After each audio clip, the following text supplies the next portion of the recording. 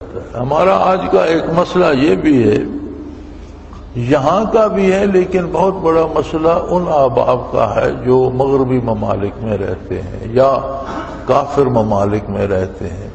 وہ خود اسلام پر عمل نہیں کرنا چاہتے، خود انہی لوگوں کی طرح، کفار کی طرح لباس سے لے کر عادات تک اور کھانے پینے تک اسی طرح رہنا چاہتے ہیں، اور چاہتے ہیں کہ اولاد بڑی اچھی مسلمان ہو جائے۔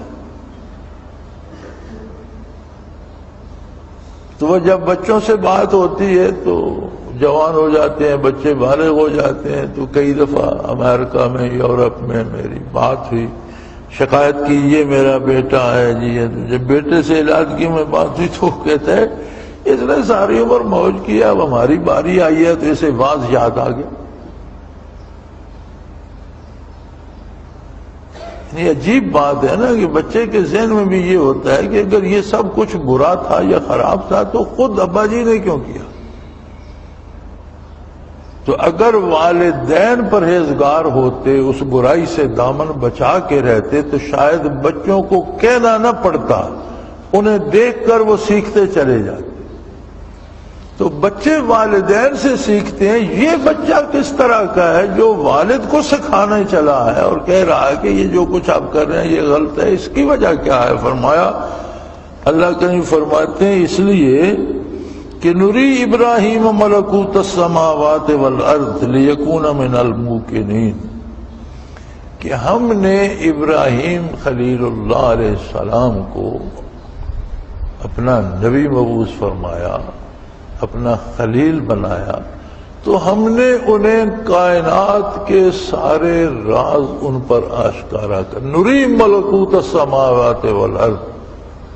مفسرین کرام لکھتے ہیں کہ ابراہیم علیہ السلام ایک چٹان پر کھڑے تھے، اللہ کریم نے کائنات کے سارے راز ان پر کھول دیے۔ انہیں نظر آنے لگا کہ زمین میں ایک ایک سیل کی حیثیت کیا ہے، اس کی خصوصیت کیا ہے، وہ عمل کیسے کرتا ہے، کیسے سیل جڑتے ہیں تو سبزہ بنتا ہے، کیسے سیل جڑتے ہیں تو پودا بنتا ہے، کیسے سیل جمع ہوتے ہیں تو دھات بنتی ہے، ان کا محرک کون ہے، اور جب وہ جمع ہوتے ہیں تو ان میں تبدیلیاں کیسے آتی ہیں، کس طرح فصل اگتی ہے، کس طرح درخت اگتے ہیں، پھر اس درخت کے اندر وہ سیل کیسے تقسیم ہوتے ہیں کہ کسی سے پتے بنتے ہیں، کسی سے شاخیں بنتی ہیں، کسی سے پھول بنتے ہیں، کسی سے پھل بنتے ہیں، حتیٰ کہ مفسرین کرام نے لکھا ہے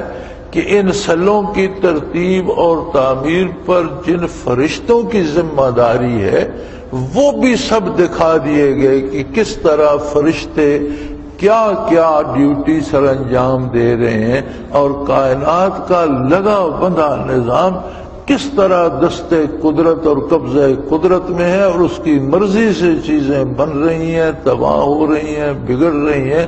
وَكَذَلِكَ نُرِي إِبْرَاهِيمَ مَلَكُوتَ السَّمَاوَاتِ وَالْأَرْضِ، صرف یہ تو میں نے زمین کی سرسری سی بات کی، فرمایا آسمان کی تخلیق، اس میں ایک ایک ذرہ، اس پر فرشتوں کا وجود، ان کی ذمہ داریاں، کون کون سے فرشتے کیا کرتے ہیں، کون عبادت کرتے ہیں، کون تقدیر الہی کو لاتے ہیں، کون احکام الہی پہنچاتے ہیں، کون بارش برسانے پہ ہے، کون بادل بنانے پہ، کہاں کیا کیا آسمانوں اور زمینوں میں، اس کائنات میں آسمانوں اور زمینوں میں اتنے اتنے بڑے سیارے ہیں۔ زمین بہت بڑی ہے نا ہماری، لیکن جب اس کی تصویر آپ کو سائنسدان دکھاتے ہیں تو اتنے اتنے بڑے سیارے ہیں جن کے سامنے زمین ایک نقطہ بھی نہیں رہتی، نظر ہی نہیں آتی، اور یہ سب کچھ آسمانوں سے نیچے نیچے ہے۔ تو جن پر بالائے آسمان منکشف ہوتا ہے ان کی بات ہی اور ہے۔ یہ علوم انبیاء ہوتے ہیں، اور دراصل علم کے دو ذرائع ہیں، ایک ذریعہ ہے حواس ظاہری، دیکھ کر سن کر، چکھ کر، محسوس کر کے بندہ علم حاصل کرتا ہے۔ استاد سے سن کر پڑھتا ہے، کتاب سے دیکھ کر پڑھتا ہے، علم حاصل کرتا ہے۔ یہ ہے حواس ظاہری۔ علم کا حقیقی ذریعہ لطیفہ قلب ہے، جس پر وحی کا نزول ہوتا ہے۔ وحی الہام، القاء، وجدان، یہ انبیاء کی حصول علم کی صورتیں ہیں، حتیٰ کہ نبی کا خواب بھی وحی ہوتا ہے۔ کشف کا معنی ہوتا ہے کسی چیز سے پردہ اٹھا دینا، کسی چیز کو کھول دینا۔ ایک چیز یہ مٹھی بند ہے، اسے کھول دینا، جو کچھ اندر ہے نظر آ جائے۔ کوئی چیز پردے کے پیچھے ہے، وہ پردہ ہٹا دینا۔ تو انبیاء کے علوم جو ہوتے ہیں، کوئی نبی دنیا میں کسی انسان سے کوئی بات نہیں سیکھتا، اس لیے کہ دنیاوی علوم انسانی عقول کی اور انسانی تجربوں کی ایجاد ہیں، جن میں غلطی کا امکان زیادہ ہے۔ جو علوم کشفاً حاصل ہوتے ہیں انبیاء کو، وہ براہ راست ذات باری سے آتے ہیں، اور ان میں کوئی غلطی کا امکان اور تصور نہیں، لا ریب فیہ، اس میں کوئی شبہ کی گنجائش نہیں ہوتی۔ اور دین کی ساری اساس ہی کشف پر ہے۔ جبرائیل امین تشریف لاتے تھے تو دوسروں کو نظر نہیں آتے تھے، حضور اکرم کو نظر آتے تھے، یا وحی کا جو طریقہ بھی ہوتا تھا، اگر براہ راست نازل ہوتی تھی تو صرف حضور صلی اللہ علیہ وسلم سنتے تھے۔ کوئی دوسرا شخص حضور کے ساتھ گواہ نہیں ہے کہ میں نے بھی سنا یہ آیت اسی طرح نازل ہوئی تھی۔ یہ صرف اصدق الصادقین، ایک ہستی کے ارشاد پر ساری انسانیت کا اللہ سے تعلق پر دار و مدار ہے۔ آپ اندازہ لگا لیجئے کہ آپ صلی اللہ علیہ وسلم کی صداقت کا معیار کیا ہوگا کہ بعثت عالی سے لے کر قیامت تک ساری انسانیت کا مدار آپ کی صداقت پر اعتبار کر کے ہے، صلی اللہ علیہ وسلم۔ تو انبیاء کے علوم کشفی، الہامی، القائی ہوتے ہیں، بذریعہ وحی آتے ہیں۔ اسی طرح اولیاء اللہ کو کشف ہوتا ہے۔ ایک بزرگ ساتھی تھے، میں حضرت جی کی خدمت میں موجود تھا، تو کہنے لگے، منازل ان کے عالم امر میں تھے، تو کہنے لگے کبھی کبھی زمین پہ نظر کرتا ہوں حضرت تو رائی کے دانے کے برابر نظر آتی ہے۔ تو حضرت نے فرمایا ابھی تو آپ کو نظر تو آتی ہے نا، ایک وقت آئے گا کہ وہ نہ ہونے کے برابر ہوگی، نظر بھی نہیں آئے گی۔ ولی اور نبی کے کشف میں فرق ہوتا ہے۔ فرق یہ ہے کشف وہی ہوتا ہے جو ولی کو ہوتا ہے، جو نبی کو ہوتا ہے، لیکن نبی کا کشف تردد سے پاک ہوتا ہے اور براہ راست اللہ کی طرف سے آتا ہے، اس لیے اس میں کوئی کمی نہیں ہوتی۔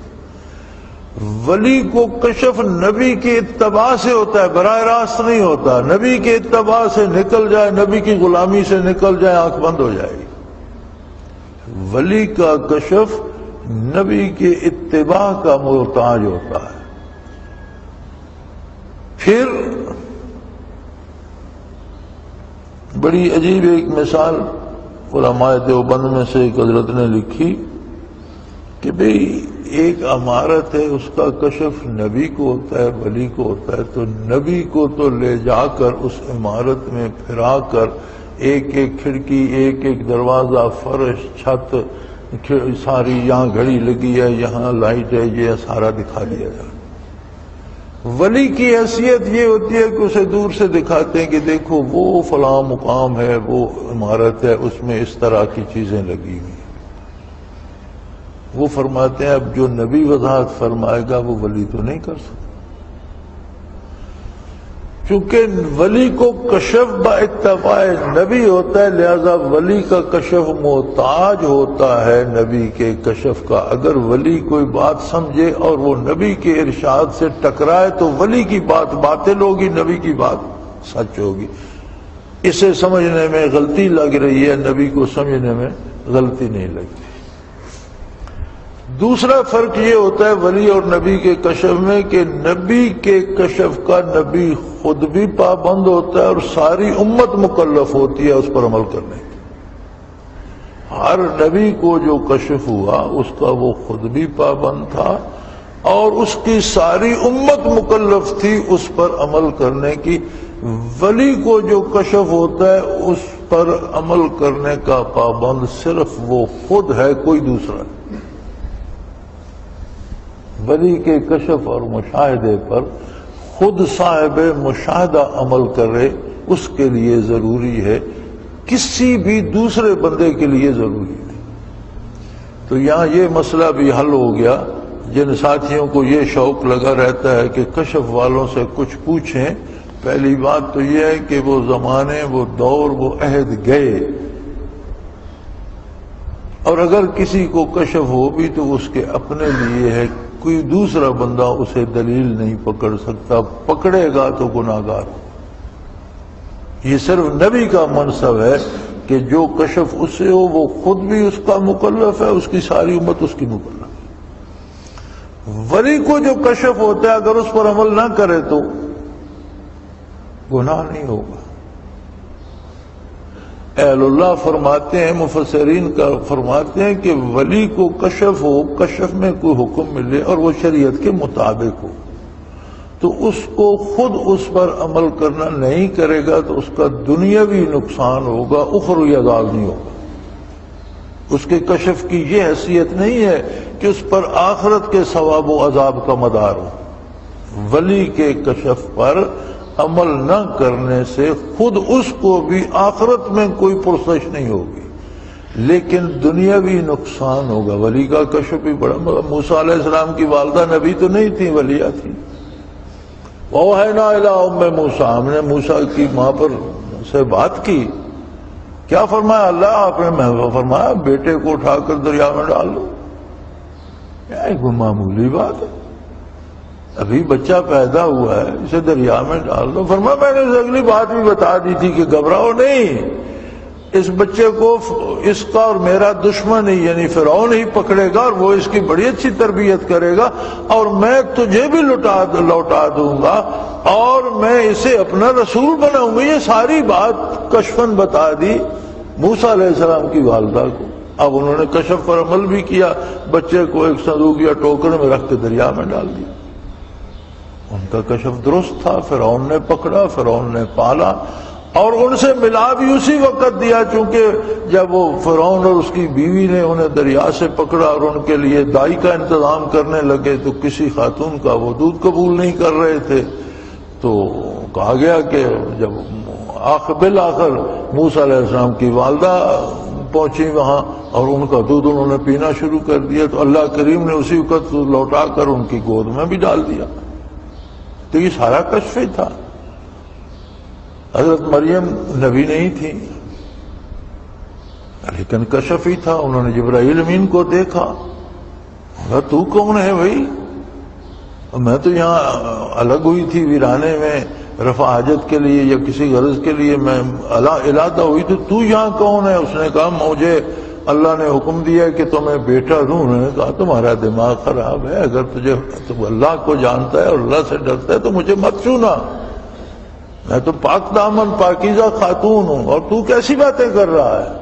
اور نہ میری شادی ہوئی ہے نہ کسی بندے نے مجھے آج تک چھوا ہے، تو میرا بیٹا کیسے ہوگا؟ تو نے عرض کی کہ میں اللہ کا بھیجا ہوا فرشتہ ہوں، جبرائیل ہوں، اور مجھے حکم ہوا ہے کہ آپ کو خوشخبری بھی دوں اور آپ کو دم کر دوں۔ انہوں نے دم کر دیا، اور دم کر دیا تو اب ان کے پیٹ میں بچہ ہو گیا۔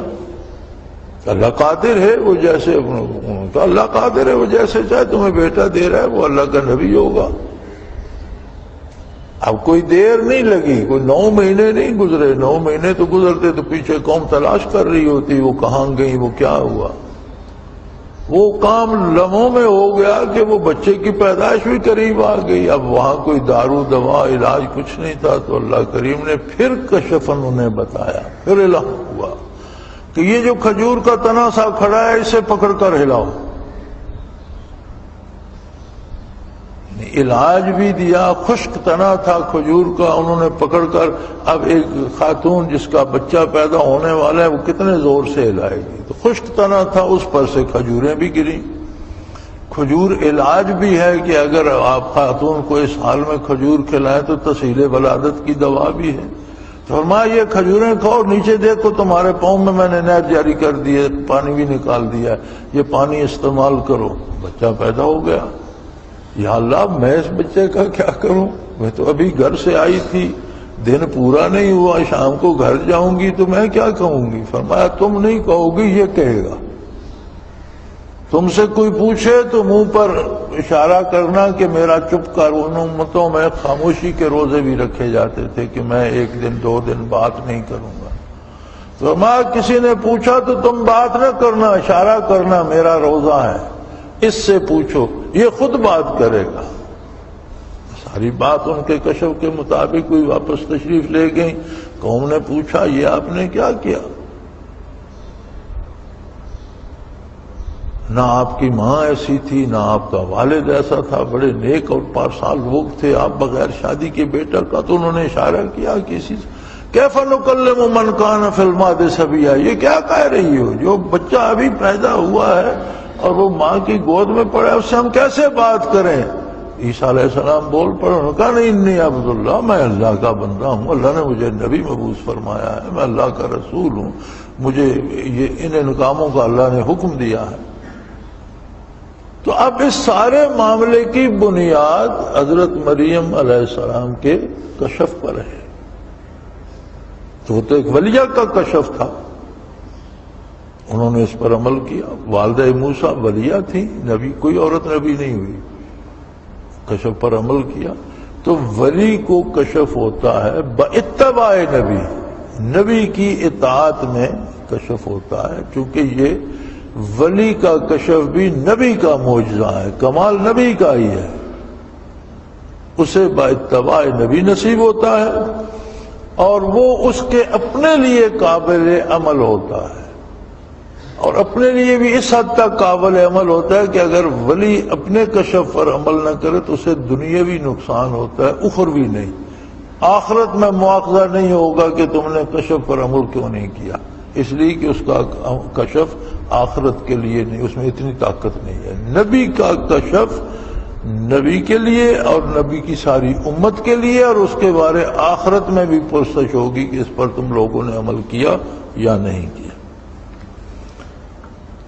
اب ابراہیم علیہ السلام کو جب اللہ کریم نے آسمانوں کی حقیقتیں بھی دکھلا دی، خود سورج میں جتنے سیل اور ذرات ہیں وہ بھی دکھلا دیے، کس سیل میں کتنی حدت ہے، کس طرح یہ ملتے ہیں، کس طرح سورج بنا، اس کی حدت سے آگے کائنات میں کیا کیا ہوتا ہے وہ بھی سارا دکھا دیا، کون کون سے فرشتے کس کس کام پہ مامور ہیں وہ بھی دکھا دیا، چاند ستارے سیارے کائنات کا ذرہ ذرہ کھول کے رکھ دیا اور دکھا دیا۔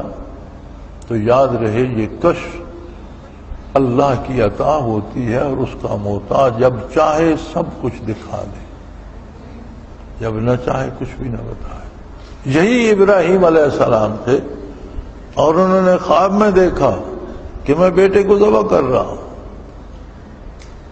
بڑھاپے میں، اخیر عمر میں، 90 سال سے بعد اولاد نصیب ہوئی، پھر اسماعیل علیہ السلام جیسا بیٹا نصیب ہوا، اور پھر حکم ہوا کہ انہیں چھوڑ جاؤ، جہاں بیت اللہ شریف ہے وہاں چھوڑ گئے والدہ کو، اس کو۔ اب لمبی بات میں نہیں چاہتا۔ جب وہ ولما بلغ معہ السعی، قرآن کریم کہتا ہے جب ان کی ساتھ دوڑنے کے قابل ہوا، 4 5 6 سال کا بچہ 7 انگلی پکڑ کے جیسے دوڑتا ہے، تو انہوں نے خواب میں دیکھا کہ میں اسے اللہ کی راہ میں ذبح کر رہا ہوں۔ اب بچے کو تیار کرا کے، اچھے کپڑے پہنا کے، نہلا دھلا کے ساتھ لے کے جب مینا میں پہنچے تو بچے سے بات کی۔ مائی صاحبہ سے بات کیوں نہیں کی، اپنی اہلیہ موت حضرت حاجرہ سے بات کیوں نہیں کی؟ بات کرتے بیوی سے، بیوی نبیہ نہیں تھی، بچہ بھی نبی تھا۔ وہی کو سمجھنا نبی کا منصب ہے، غیر نبی وہی کو نہیں سمجھ سکتا۔ وحی کی تشریح بھی وہی ہے جو نبی کا، اس لیے قرآن حکیم کی تفسیر بھی وہی ہے جو حضور نے تفسیر کی اور صحابہ نے سمجھی۔ آج جو لوگ کٹکل پچو لگا کر اور علم کلام اور گرامر اور صرف نحو کے زور سے مختلف معنی کرتے ہیں، وہ صحیح نہیں ہے۔ وہی معنی صحیح ہے جو نبی علیہ السلام نے فرمایا اور صحابہ نے سمجھا اور اس پر عمل کیا۔ اب انہوں نے بیوی سے بات نہیں کی، بیوی تو نبیہ نہیں تھی، تو بچہ چھوٹا سا تھا لیکن نبی تو تھا، ساتھ لے کے بات کی انی ارا فی المنام انی اذبحک، بیٹا میں نے خواب دیکھا میں تمہیں ذبح کر رہا ہوں۔ تو بیٹے نے پتہ جواب کیا دیا؟ یا ابت افعل ما تؤمر، ابا تو نبی ہے، تیرا خواب وحی الہی ہے اور تجھے حکم دیا جا رہا ہے کہ بیٹے کو ذبح کر، اس لیے اس پر عمل فرما میرے والد۔ دیکھا بیٹے نے تعبیر کیسی بتائی؟ فرمایا ابا آپ اللہ کے نبی ہیں، نبی کا خواب وحی الہی ہوتا ہے۔ انہوں نے ابراہیم علیہ السلام نے خواب کی بات کی، انی ارا فی المنام، میں نے خواب دیکھا ہے انی اذبحک، میں آپ کو ذبح کر رہا ہوں۔ انہوں نے فرمایا آپ کا خواب وحی الہی ہے اور یہ آپ کو حکم دیا جا رہا ہے کہ بیٹے کو ذبح کر۔ تو مجھ سے پوچھنے کی ضرورت کیوں پیش آئی بابا جی؟ آپ نے مجھ سے اس لیے پوچھا ہے کہ شاید میں بھی اس کے لیے تیار ہوں کہ نہیں، تو میں بھی تو اللہ کا نبی ہوں، میں اللہ کے حکم سے پیچھے ہٹوں گا۔ ستجدنی انشاءاللہ من الصابرین، آپ چھری چلائیں، انشاءاللہ مجھے بھی صبر کرنے والوں میں پائیں گے، چونکہ حکم صرف آپ کے لیے نہیں میرے لیے بھی ہے۔ آپ کو اگر ذبح کرنے کا حکم ہے تو مجھے ذبح ہونے کا حکم۔ اب یہ وہی ابراہیم ہے جن کے سامنے ایک لمحے میں کائنات کھول کے رکھ دی، آسمان و زمین کی ساری۔ اگر اس وقت انہیں پتا تھا کہ صرف اسماعیل کی گردن پہ چھری رکھنی ہے، ذبح تو دبا ہوگا، تو پھر تو کوئی بھی کر سکتا، پھر مشورے کی کیا ضرورت؟ آپ کسی عام آدمی سے بھی کہیں کہ یار ڈرامہ کرنا ہے، تم بیٹے کو لے آؤ، اسے لٹا کر اس کی گردن پہ چھری رکھنا، میں پھر دبا دے دوں گا، ذبح وہ کرنا، تو کوئی بھی کر سکتا۔ یہاں یہ تک نہیں بتایا خلیل اللہ کو اللہ نے کہ بیٹا ذبح نہیں ہوگا، انہوں نے واقعی اسماعیل علیہ السلام کو ذبح کر دیا، خون بہہ گیا، گردن کٹ گئی، آنکھ کھولی تو دیکھا دمبا کٹا پڑا ہے۔ اسماعیل السلام کھڑے ہیں تو پریشان ہو گئے کہ میرے خواب کا کیا ہوا؟ تو فوراً وحی الہی آئی، قد صدقت الرؤیا، تو نے سچ کر دیا، یہ میرا کام تھا، میں نے اسماعیل کو بچا لیا اور جنت سے دمبا ذبح ہونے کے لیے بھیج دیا، لیکن تو نے میرے خلیل اب پورا عمل کر دیا، تو نے اسماعیل ہی ذبح کر دیا۔ تو پھر کشف کا یہ ہوتا ہے کہ نہ نبی کے اختیار میں نہ ولی کے، جو بات وہ بتا دے وہ اس کا کرم، جو نہ بتانا چاہے وہ اس کی مرضی۔ یعنی وہاں کھول دیا تو ملکوت السماوات والارض کھول دیے، یہاں یہ نہیں بتایا کہ اسماعیل ذبح نہیں ہوگا۔ تو اصل علم اللہ کا ہے، جتنا عطا کرتا ہے وہ کشفن عطا کرتا ہے، نبی کو دے، ولی کو باتباع نبی ملتا ہے، ولی نبی کے علم کے سمندروں میں سے چند قطرے کسی ولی کو نصیب ہوتے ہیں۔ اور جتنے علوم کائنات میں اللہ نے تقسیم فرمائے، آدم علیہ السلام سے لے کر عیسیٰ علیہ السلام تک تمام انبیاء اور رسول میں وہ بواسطت محمد الرسول اللہ تقسیم ہوئے۔ آپ سب نبیوں کے بھی امام ہیں، جتنے علوم اللہ کے علاوہ فرشتوں، نبیوں، رسولوں، ولیوں کو عطا ہوئے، حضور کے علوم ان سب سے کہیں زیادہ۔ کوئی نہیں حد بندی کر سکتا کہ کتنے ہیں، یہ رب جانے اور رب کا حبیب جانے۔ وآخر دعوانا ان الحمدللہ رب العالمین۔ اللہ اللہ اللہ اللہ اللہ